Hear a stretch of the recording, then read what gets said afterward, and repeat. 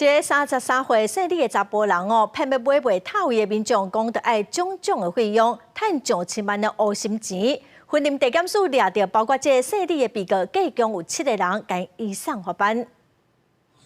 警方专案小组摕到搜索票去到姓李嫌犯的徛家，当场查扣灵骨塔委托销售契约书，买卖投资订单。因为姓李嫌犯因过捌做过殡葬业，塔位中人买卖，却利用假买卖塔位的方式，伫中南部共诈骗。在操作假买卖灵骨塔位诈欺集团，分别以3间公司行号的名义，假借收取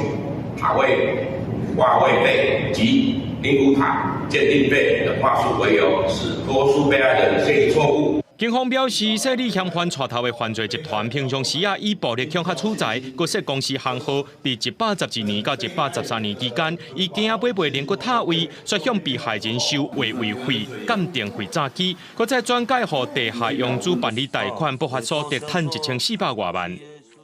因投资此等商品已遭套牢，急欲脱手，乃联合相关共犯，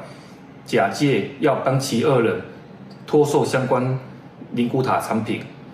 并以塔位鉴定费等相关费用向其2人